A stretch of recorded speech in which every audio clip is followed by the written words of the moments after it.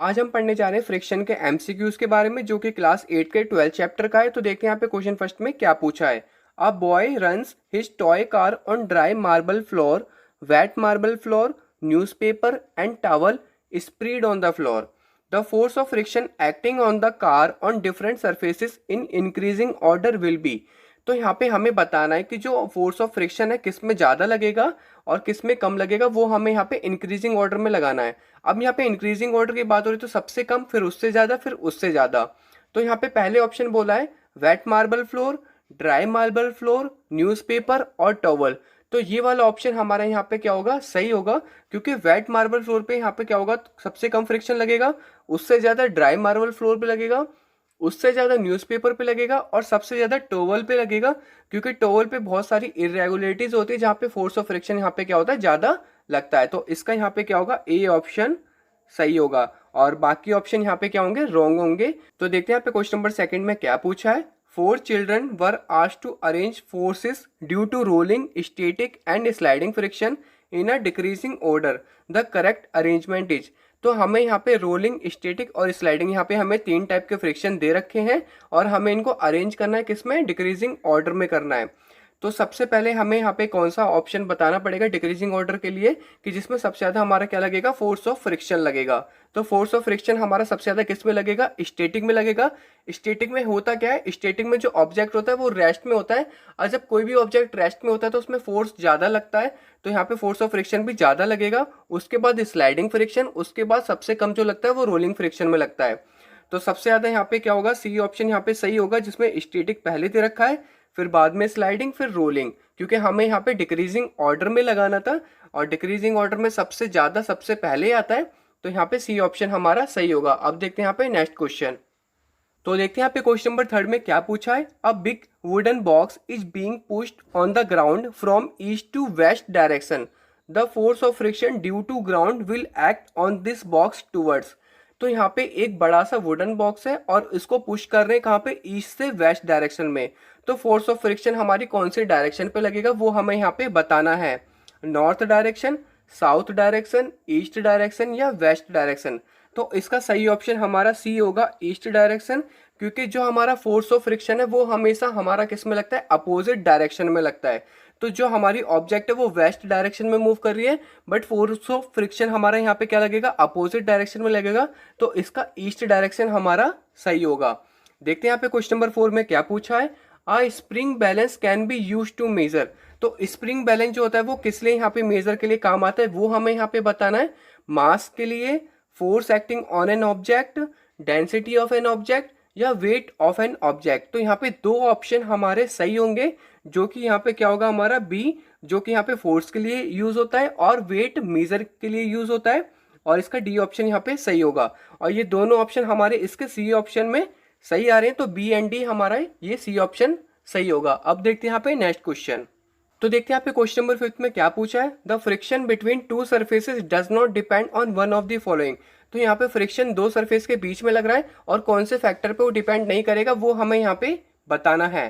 पहले ऑप्शन में बोला गया amount of surface area of the two objects which is in contact with each other. तो यहाँ पे सरफेस एरिया पे डिपेंड नहीं करता है, तो इसका ए ऑप्शन यहाँ पे क्या होगा, सही होगा। बी ऑप्शन में बोला गया है weight of the object which tends to move on the surface of other object. तो यहाँ पे वेट पे डिपेंड करता है, क्योंकि जितना ज्यादा वजन होगा वहां पे फ्रिक्शन वहां पे क्या होगा, ज्यादा होगा। सी ऑप्शन बोला गया degree of smoothness of surface of two objects in contact with each other. तो यहाँ पे इस सरफेस की जो स्मूथनेस है उस पर भी हमारा फ्रिक्शन डिपेंड करता है। तो 2 ऑब्जेक्ट का यहाँ पे जितना स्मूथनेस सरफेस होगी उतना फ्रिक्शन वहां पे कम होगा, तो यहाँ पे फ्रिक्शन का यहाँ पे वर्क हो रहा है। डी ऑप्शन बोला गया degree of roughness of surface of two object in contact with each other. और जितना ज्यादा यहाँ पे दोनों ऑब्जेक्ट के बीच में रफनेस होगा उतना ज्यादा वहां पे फ्रिक्शन बढ़ेगा। तो फ्रिक्शन यहाँ पर भी डिपेंड कर रहा है, बट जो फ्रिक्शन डिपेंड नहीं करेगा वो यहाँ पे नहीं करेगा, वो किस में नहीं करेगा, amount of surface area of the two object. तो इसका ए ऑप्शन यहाँ पे क्या होगा, सही होगा। अब देखते हैं यहाँ पे क्वेश्चन नंबर 6 में क्या पूछा है। If the sliding friction between two surfaces is found to be 8 newton, then the static friction between these two surfaces is most likely to be। तो यहाँ पे स्लाइडिंग फ्रिक्शन जो दोनों सरफेस के बीच में वो यहाँ पे कितना है, 8 न्यूटन है। तो हमें यहाँ पे स्टैटिक फ्रिक्शन बताना है कि दोनों सरफेस के बीच में कितना होगा। तो यहाँ पे स्लाइडिंग फ्रिक्शन क्या होता है, कम होता है, स्टैटिक फ्रिक्शन यहाँ पे ज़्यादा होता है, इसमें ज़्यादा फोर्स लगता है। तो 8 न्यूटन से ज़्यादा फोर्स लगेगा ऑब्वियसली। तो हमें चारों में से 8 न्यूटन से ज़्यादा जो हमें ऑप्शन दे रखा है वो ऑप्शन यहाँ पे क्या होगा, सही होगा। तो यहाँ पे सबसे बेस्ट ऑप्शन जो दे रखा है वहाँ पे 10 न्यूटन दे रखा है, तो इसका बी ऑप्शन यहाँ पे क्या होगा, सही होगा। क्योंकि यहाँ पे स्लाइडिंग फ्रिक्शन कम होता है स्टैटिक फ्रिक्शन के मुकाबले, तो स्टैटिक फ्रिक्शन का जो फोर्स होगा वो भी यहाँ पे क्या होगा, ज़्यादा होगा। और 8 से ऑप्शन ज़्यादा यहाँ पे 10 न्यूटन है, तो इसका बी ऑप्शन यहाँ पे क्या होगा, सही होगा। अब देखते हैं यहाँ पे नेक्स्ट क्वेश्चन। तो देखते हैं यहाँ पे क्वेश्चन नंबर 7 में क्या पूछा है, which of the following statements is incorrect. तो यहाँ पे कौन सा स्टेटमेंट गलत है वो हमें यहाँ पे बताना है। पहले ऑप्शन में बोला गया static friction is greater than rolling friction, तो स्टैटिक फ्रिक्शन यहाँ पे ज्यादा होता है रोलिंग फ्रिक्शन से, तो ये स्टेटमेंट तो यहाँ पे सही है। बी ऑप्शन बोला गया sliding friction is less than rolling friction, तो स्लाइडिंग फ्रिक्शन यहाँ पे कम होता है रोलिंग फ्रिक्शन, तो ये ऑप्शन यहाँ पे क्या होगा, गलत होगा, क्योंकि स्लाइडिंग फ्रिक्शन रोलिंग फ्रिक्शन से ज्यादा होता है। तो इसका बी ऑप्शन यहाँ पे क्या है, गलत है। तो यहाँ पे इस पे टिक लगाना होगा, क्योंकि इसके हिसाब से ये ऑप्शन यहाँ पे क्या होगा, सही होगा। सी ऑप्शन बोला गया है rolling friction is less than static friction, तो रोलिंग फ्रिक्शन कम होता है स्टैटिक फ्रिक्शन, तो ये ऑप्शन भी हमारे यहाँ पे करेक्ट है। डी ऑप्शन यहाँ पे बोला गया static friction is greater than sliding friction, तो स्टैटिक फ्रिक्शन ऑब्वियसली ज्यादा होता है सबसे ज्यादा, वो स्लाइडिंग से भी ज्यादा होगा, वो रोलिंग से भी ज्यादा होगा, तो डी ऑप्शन भी यहाँ पे करेक्ट है। जो यहाँ पे गलत था वो बी ऑप्शन था, sliding friction is less than rolling friction. अब देखते हैं यहाँ पे क्वेश्चन नंबर 8 में क्या पूछा गया है, if the static friction between two surfaces X and Y, तो यहाँ पे दो सर्फेस है हमारे X and Y, is found to be 20 newton, तो स्टैटिक फ्रिक्शन हमें यहाँ पे दोनों सरफेस का बता रखा है जो कि 20 न्यूटन है। Then the rolling friction between these two surfaces should most likely to be, तो यहाँ पे रोलिंग फ्रिक्शन दोनों सरफेस के बीच में कितना लगेगा वो हमें यहाँ पे बताना है। तो ऑब्वियसली वो 20 न्यूटन से कम लगेगा, क्योंकि स्टैटिक फ्रिक्शन यहाँ पे क्या होता है, ज्यादा होता है रोलिंग फ्रिक्शन से, और 20 न्यूटन से जो यहाँ पे ऑप्शन में होगा वो हमारा यहाँ पे क्या होगा, सही होगा। तो यहाँ पे हमारा 5 न्यूटन ऑप्शन आ रहा है, तो यहाँ पे सी ऑप्शन हमारा क्या होगा, सही होगा, क्योंकि 20 न्यूटन जो लग रहा है वो स्टैटिक फ्रिक्शन लग रहा है जो कि सबसे ज्यादा होता है, और रोलिंग फ्रिक्शन यहाँ पे कम होता है, तो इसका सी ऑप्शन यहाँ पे क्या होगा, सही होगा। अब देखते हैं यहाँ पे नेक्स्ट क्वेश्चन। तो यहाँ पे देखते हैं क्वेश्चन नंबर 9 में क्या पूछा गया है, if the static friction between two surfaces P and Q is measured to be 50 newton, तो यहाँ पे स्टैटिक फ्रिक्शन दो सरफेस के बीच में जो यहाँ पे कितना है, 50 न्यूटन है, जो कि दो सरफेस के यहाँ पे नाम दे रखे P and Q। Then the sliding friction between these two surfaces is most likely to be, तो स्टैटिक फ्रिक्शन सबसे ज्यादा होता है, उसके बाद हमारे यहाँ पे स्लाइडिंग फ्रिक्शन होता है, तो यहाँ पे 50 न्यूटन से जो कम ऑप्शन होगा वो हमारे यहाँ पे सही ऑप्शन होगा। तो यहाँ पे 50 न्यूटन से जो कम है हमारे यहाँ पे कौन सा है, बी ऑप्शन सही होगा, 45 न्यूटन, क्योंकि जो स्टैटिक फ्रिक्शन होता है वो थोड़ा ज्यादा होता है स्लाइडिंग फ्रिक्शन से, तो यहाँ पे स्लाइडिंग फ्रिक्शन कम होगा 50 न्यूटन से, जो कि यहाँ पे बी ऑप्शन में दे रखा है 45 न्यूटन। अब देखते हैं यहाँ पे क्वेश्चन नंबर 10 में क्या पूछा गया है, which of the following will produce the maximum friction, तो यहाँ पे कौन सा है जो सबसे ज्यादा फ्रिक्शन प्रोड्यूस करेगा वो हमें यहाँ पे बताना है। और सबसे ज्यादा फ्रिक्शन वही प्रोड्यूस करेगा जहाँ पे रफनेस ज्यादा होगी, और दोनों सरफेस की रफनेस ज्यादा होगी, तो वहीं वहां पे क्या होगा, मैक्सिमम फ्रिक्शन होगा। तो पहला ऑप्शन बोला गया rubbing of sand paper on glazed paper, तो ग्लेज्ड पेपर जो रंगीन पेपर होते हैं उसमें हम सैंड पेपर घिसेंगे तो यहाँ पे फ्रिक्शन इतना नहीं होगा, क्योंकि जो ग्लेज्ड पेपर है वो उसका सरफेस प्लेन होता है, सैंड पेपर का रफ होता है, तो यहाँ पे फ्रिक्शन यहाँ पे क्या होगा, थोड़ा कम होगा। और बी ऑप्शन बोला गया rubbing of sand paper on glass table top, तो ग्लास टेबल जो होती है वो भी उसका वहां पे क्या होता है, जो सरफेस होता है वो स्मूथ होता है, तो यहाँ पे फ्रिक्शन इतना नहीं लगेगा। सी ऑप्शन बोला गया rubbing of sand paper on aluminium flame, तो एल्यूमिनियम का जो फ्रेम होता है वो भी यहाँ पे क्या होता है, स्मूथ सरफेस होता है, तो यहाँ पे फ्रिक्शन इतना नहीं लगेगा। डी ऑप्शन में बोला गया rubbing of sand paper on sand paper, तो सैंड पेपर का भी सरफेस यहाँ पे रफ होता है और दूसरा भी यहाँ पे सैंड पेपर ही है, और दोनों के सरफेस यहाँ पे क्या है, रफ है, तो यहाँ पे सबसे ज्यादा क्या लगेगा, फ्रिक्शन लगेगा, तो यहाँ पे डी ऑप्शन क्या होगा, सही होगा। अब देखते हैं यहाँ पे नेक्स्ट क्वेश्चन। तो देखते हैं यहाँ पे क्वेश्चन नंबर 11 में क्या पूछा गया है, four similar cars having exactly the same mass are running at the same speed on the same road when brakes are applied at the same time, तो यहाँ पे क्या है, चार एक जैसी कार है जिनका वजन भी यहाँ पे क्या है, सेम है, और सेम स्पीड पे यहाँ पे क्या कर रही है, रन कर रही है, रोड भी यहाँ पे सेम है, और चारों कार सेम टाइम पे क्या करती है, यहाँ पे ब्रेक लगाती हैं। The cars come to a stop after covering distance of 5 metre, 5.5 metre, 4.8 metre and 5.2 metre respectively, तो यहाँ पे जब वो ब्रेक लगाती है तो पहली कार जो है 5 मीटर दूरी तय करने के बाद रुकती है, दूसरी कार यहाँ पे 5.5 मीटर दूरी तय करने के बाद रुकती है, तीसरी कार जो यहाँ पे 4.8 मीटर दूरी तय करने के बाद रुकती है और चौथी कार जो यहाँ पे 5.2 मीटर दूरी तय करने के बाद रुकती है। तो हमें यहाँ पे बताना क्या है, the friction between the brake pads and disc will be the maximum in the car which travels the distance of. तो यहाँ पे सबसे ज्यादा फ्रिक्शन किस में लगेगा, ब्रेक पेड और डिस्क के बीच में। तो यहाँ पे ऑब्वियसली हमें जो ऑप्शन होगा वो जो सबसे कम दूरी तय करेगी उसमें सबसे ज्यादा फ्रिक्शन लगेगा, क्योंकि यहाँ पे ब्रेक जो अच्छे तरीके से लग गए हैं तो वहां पे क्या फ्रिक्शन ज्यादा लग गया। आज जब वहां पे फ्रिक्शन ज्यादा लग गया तो वो कार जो ज्यादा दूरी तय नहीं कर पाएगी। तो इसका हमारा सी ऑप्शन सही होगा, 4.8 मीटर। जो कार यहाँ पे सबसे कम दूरी तय करेगी ब्रेक मारने के बाद तो वहां पे क्या होगा, फ्रिक्शन सबसे ज्यादा लगेगा। अगर यही क्वेश्चन में बोला जाता कि सबसे लेस फ्रिक्शन किस में लगेगा, तो सबसे ज्यादा दूरी जिसने तय करी है उसमें लगता है, जैसे कि 5.5 मीटर में। तो देखते हैं यहाँ पे क्वेश्चन नंबर 12 में क्या पूछा है, the weight of an object can be measured by a. तो जो वेट मापा जाता है यहाँ पे किसी भी ऑब्जेक्ट का, वो किससे मेजर किया जाता है, वो हमें यहाँ पे बताना है। बीम बैलेंस से, एनालिटिकल बैलेंस से, स्प्रिंग बैलेंस से या फिजिकल बैलेंस से। तो इसका सी ऑप्शन यहाँ पे सही होगा, स्प्रिंग बैलेंस से। ठीक है, अब देखते हैं यहाँ पे हमारा नेक्स्ट क्वेश्चन में क्या पूछा गया है। तो देखते हैं यहाँ पे क्वेश्चन नंबर 13 में क्या पूछा गया है, a book is lying on the horizontal table top, if we tilt the table a little then the book starts sliding down slowly, this happens because. तो यहाँ पे टेबल पे क्या रखी है, बुक रखी है, जो टेबल की जो है वो हॉरिजॉन्टल शेप में है। अगर हम उसको थोड़ा सा मोड़ते हैं टेबल को, तो बुक जो है वहां पे क्या होती है, नीचे आनी स्टार्ट हो जाती है धीरे धीरे। तो ये किसके वजह से हो रहा है वो हमें यहाँ पे बताना है। ए ऑप्शन बता रखा है, sliding friction is greater than static friction. तो यहाँ पे जो है हमारा स्टैटिक फ्रिक्शन नहीं लग रहा है, तो ये ऑप्शन हमारा क्या होगा, गलत होगा। बी ऑप्शन बोला गया, sliding friction is less than the force of gravity. तो यहाँ पे स्लाइडिंग फ्रिक्शन जो है वो यहाँ पे क्या हो गया, कम हो गया, और यहाँ पे क्या लग रहा है, फोर्स ऑफ ग्रेविटी लग रहा है। तो इसका बी ऑप्शन हमारा यहाँ पे क्या हो जाएगा, सही हो जाएगा। सी डी ऑप्शन हमारा अब भी गलत है। ठीक है, तो इसका बी ऑप्शन यहाँ पे क्या होगा, सही होगा। अब देखते हैं यहाँ पे क्वेश्चन नंबर 14 में क्या पूछा गया है, a body shape which offers very little resistance to the flow of air और water around it is called. तो यहाँ पे जो ऐसी कौन सी बॉडी शेप है जहाँ पे क्या होता है, काफी कम रेजिस्टेंस होता है, किसका, एयर का और वाटर का। तो उसकी शेप यहाँ पे कौन सी होती है, ट्रिमलाइन शेप होती है, स्टीम लाइन शेप होती है, स्ट्रीक लाइन शेप होती है या स्ट्रीम लाइन शेप होती है। तो इसका डी ऑप्शन सही होगा, स्ट्रीम लाइन शेप होती है। जैसे कि आपने देखा होगा एरोप्लेन हो गया, बोट हो गया, इनकी जो शेप होती है वो वहाँ पे कौन सी होती है, स्ट्रीम लाइन शेप होती है, जिससे वहाँ पे क्या होता है, फ्रिक्शन रिड्यूस होता है और रेजिस्टेंस ऑफ एयर और वाटर रिड्यूस होते हैं। तो इसका डी ऑप्शन यहाँ पे क्या होगा, सही होगा। अब देखते हैं यहाँ पे नेक्स्ट क्वेश्चन में क्या पूछा है। तो देखते हैं यहाँ पे क्वेश्चन नंबर 15 में क्या पूछा है, which of the following should be use to reduce friction on a carrom board.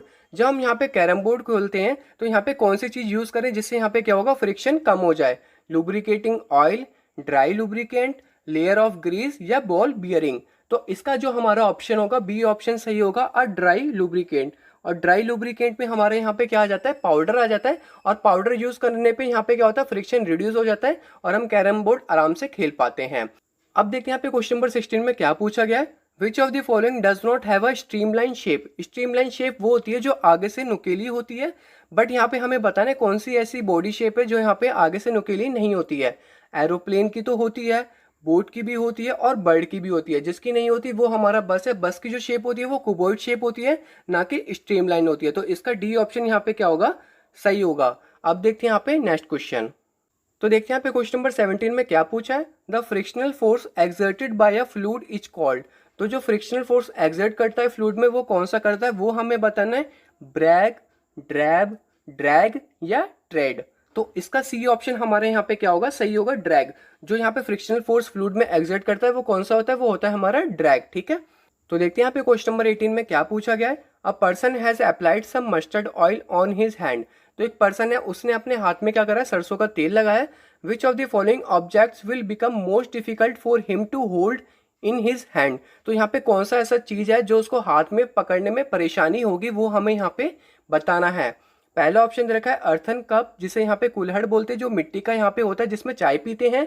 B यहाँ पे बोल रखा है थर्माकोल ट्यूम्बलर, और सी यहाँ पे बोल रखा है ग्लास ट्यूम्बलर। तो ग्लास ट्यूम्बलर यहाँ पे पकड़ने में उसको परेशानी होगी, क्योंकि ग्लास का जो सरफेस होता है वो काफी स्मूथ होता है, और यहाँ पे जब यहाँ पे स्मूथ सरफेस होता है और वहाँ पे उसने ऑयल लगा रखा है तो वहाँ पे फ्रिक्शन बिल्कुल ही कम हो गया और उसे वहाँ पे उसको पकड़ने में काफी परेशानी होगी।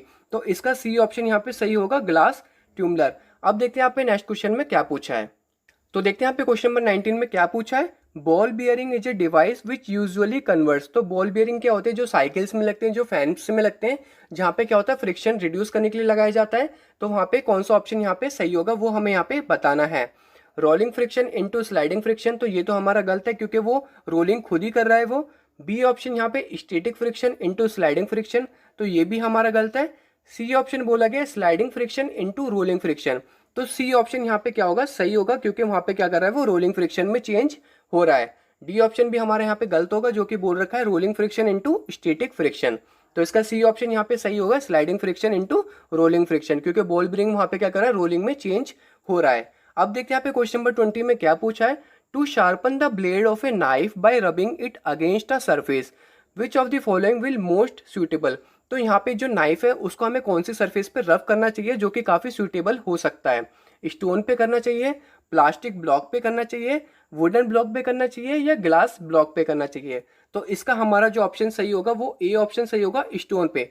आपने देखा होगा जब भी हम यहाँ पे चाकू को घिसते हैं वो किस पे घिसते हैं, हम स्टोन पे घिसते हैं, क्योंकि स्टोन जो होता है वहाँ पे क्या होता है रफ सरफेस होता है, और रफ सरफेस के वजह से वहाँ पे क्या होता है फ्रिक्शन ज्यादा होती है, और फ्रिक्शन ज्यादा होने की वजह से जो हमारा नाइफ वो यहाँ पे क्या होता है नुकीला हो जाता है। तो इसका ए ऑप्शन यहाँ पे क्या होगा सही होगा। अब देखते हैं यहाँ पे नेक्स्ट क्वेश्चन। तो देखते हैं यहाँ पे क्वेश्चन नंबर 21 में क्या पूछा है।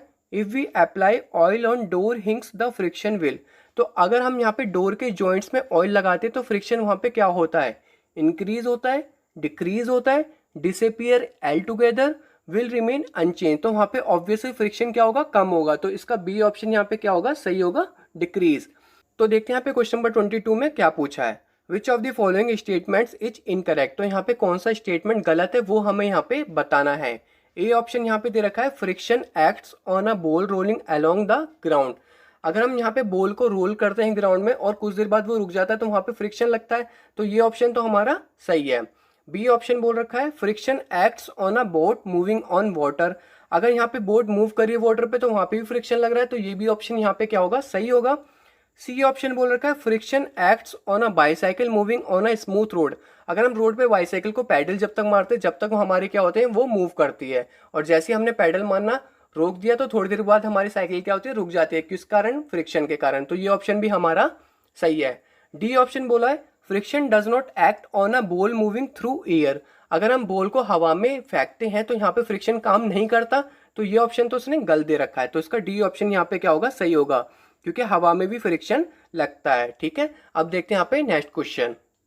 तो देखते हैं यहाँ पे क्वेश्चन नंबर 23 में क्या पूछा है। A boy rolls a rubber ball on a wooden surface, the ball travels a short distance before coming to rest.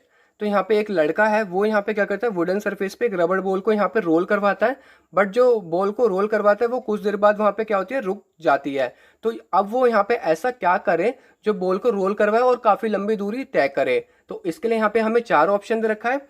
Spread a carpet on the wooden surface, तो वहां पे कारपेट लगाने पे वुडन सरफेस पे वो क्या होगा ज्यादा लंबी दूरी तय कर पाएगी, तो ये ऑप्शन हमारा गलत है। बी ऑप्शन बोला है cover the ball with a piece of cloth. अगर वो बॉल को रबर बॉल को क्लॉथ को यहाँ पे कवर कर देता है क्लॉथ से तो यहाँ पे भी क्या होगा फ्रिक्शन ज्यादा ही लगेगा, तो यहाँ पे ज्यादा दूर वो तय नहीं कर पाएगी, तो ये ऑप्शन भी हमारा गलत है। सी ऑप्शन बोला गया है sprinkle talcum powder on the wooden surface. तो टेल्कम पाउडर लगाने से वहां पे क्या होगा वुडन सरफेस से फ्रिक्शन कम हो जाएगी, तो ये ऑप्शन यहाँ पे क्या होगा सही होगा, सी ऑप्शन। और ऐसा करने से जो उसकी बॉल है वो थोड़ी लंबी दूरी तय कर पाएगी, तो इसका सी ऑप्शन यहाँ पे क्या होगा सही होगा। डी ऑप्शन बोला गया sprinkle sand on the wooden surface, sand लगाने से भी नहीं होगा और वहां पे इरेगुलरिटीज बढ़ जाएंगी, तो ये भी ऑप्शन हमारे यहाँ पे गलत होगा। अब देखते हैं यहाँ पे क्वेश्चन नंबर 24 में क्या पूछा है। In a large commercial complex there are 4 ways to reach the main road.